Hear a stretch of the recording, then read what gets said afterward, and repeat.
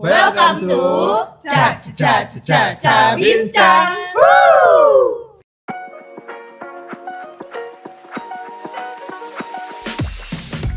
Hai Kalizen, welcome to Ca Bincang.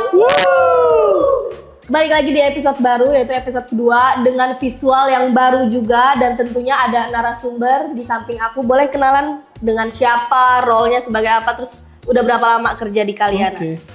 Halo gengs, nama gue Rizal. Role gue di sini sebagai AI engineer. Sebelumnya di data scientist. Oke, udah berapa lama tuh? Kira-kira baru setahun lebih lah. Setahun lebih, Yeah. tapi sebagai AI engineer-nya tuh udah berapa lama sih mas?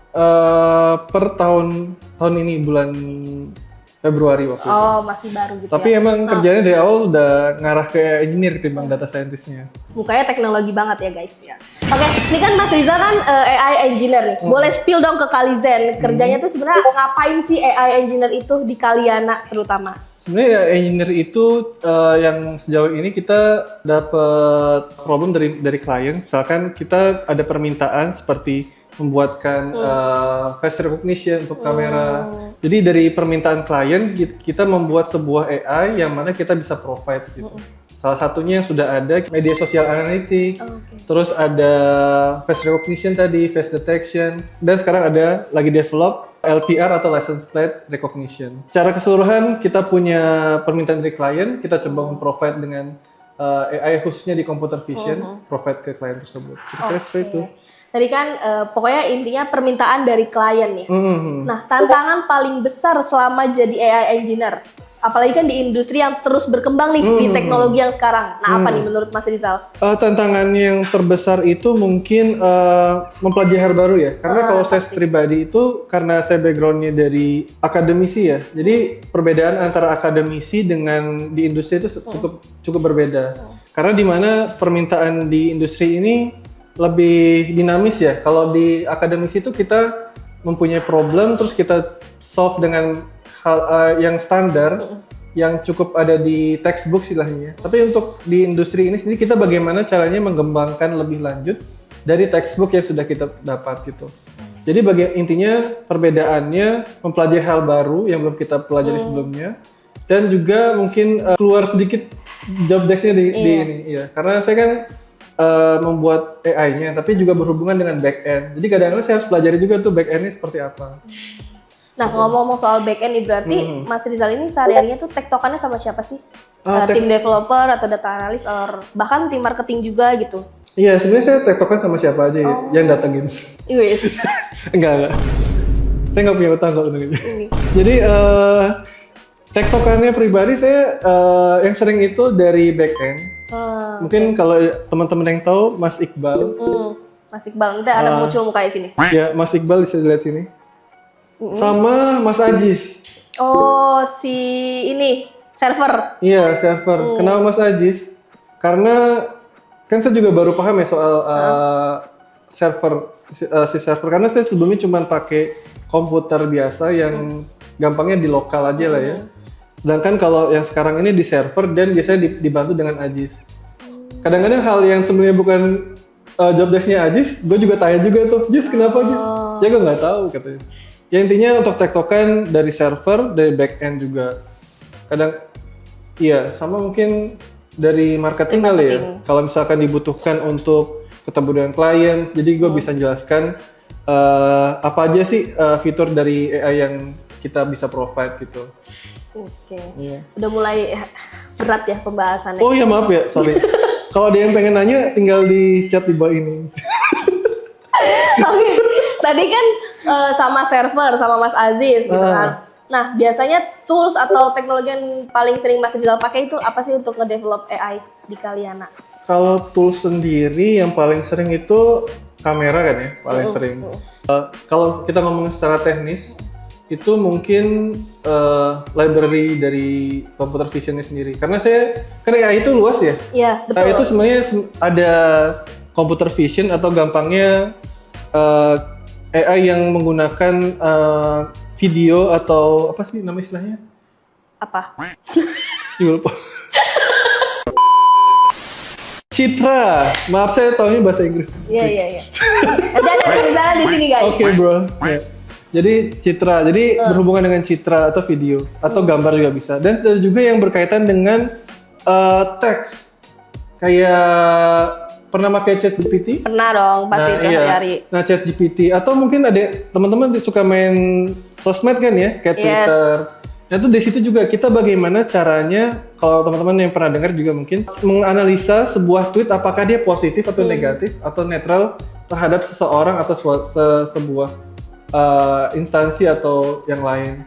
Itu juga jadi mengidentifikasi tulisan. Di track gitu jadinya. Iya, apakah dia ini misalkan nih ada yang wah bagus banget nih, tapi ada kan wah bagus ada yang wah bagusnya itu nyindir. Iya. Ada wahnya literally bagus kan. Nah, itu salah satunya yang di teks LLM nama istilahnya. Jadi sebenarnya banyak variasinya, nggak cuman computer vision, dari teks juga bisa dipakai kayak gitu. Kalau saya pribadi itu bagiannya di computer visionnya. Tapi ya, karena kita juga harus selalu ini ya belajar terus ya. Karena saya basicnya computer vision, saya juga karena ada challenge nih dari atasan atau dari klien, bisa nggak dibuatin sistem analitik tadi kayak gitu. Ya udah kita coba provide dan kita juga belajar juga dari situ. Karena teknologi itu selalu berkembang dan kita juga harus terus belajar, teman-teman. Paham. Bagaimana?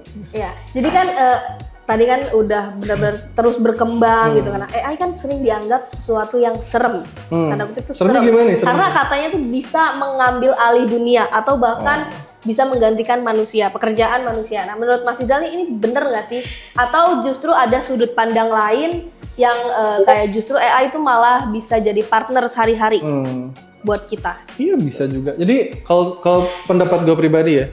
Kalau pendapat gue pribadi itu kalau ditanya apakah AI ini seram gitu, kayak apakah bisa jadi pocong?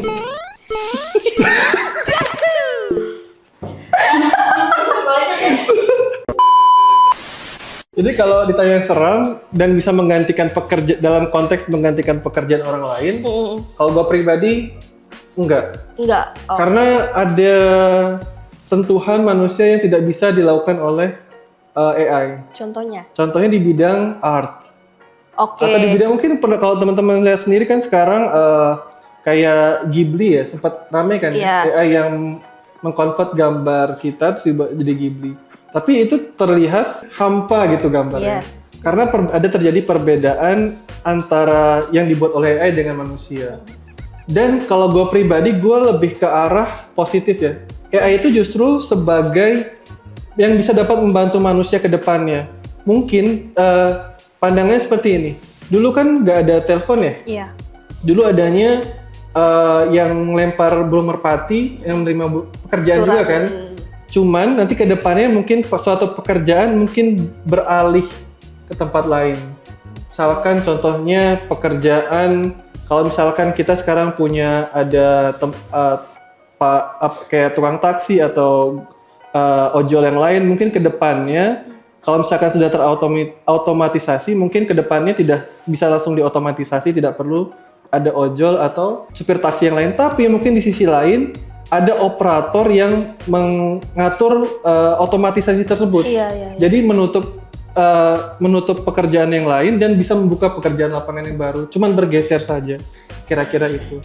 Kedepannya sih kalau gue pribadi lebih optimis sih dengan AI. Iya, jadi malah jadi kayak partner kita sehari-hari lah ya. Iya, kayak partner kita sehari-hari. Nah, kalau nih Mas AI lagi. Weh. Kok tau mbak nama saya? Bentar mbak.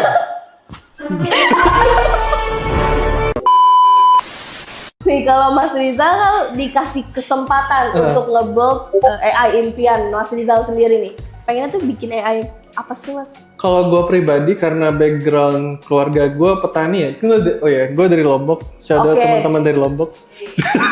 Dari Lombok. Ya jadi gue punya mungkin nggak tahu apa jadi saya impian ke depan atau enggak. Jadi gue pengen dimana kita tuh bisa ngebuat sebuah pertanian, terutama di bagian beras ya, pangan itu full otomatisasi ke depannya.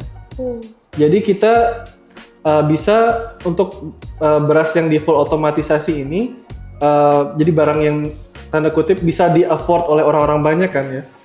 Tapi kita di sisi lain tidak juga menutup untuk pekerjaan manusia lain yang petani, karena kalau dari keluarga gue ya, jadi yang pakai mesin sama manusia, kata mereka sih rasanya beda, teksturnya lebih halus yang pakai manusia kalau kata mereka. Jadi tapi tujuan pengennya buat untuk di bidang pertanian adalah bagaimana kita bisa mempunyai hasil yield yang banyak, yang mana semua orang di Indonesia terutama bisa dapatkan pangan yang lebih murah gitu, bisa affordable gitu.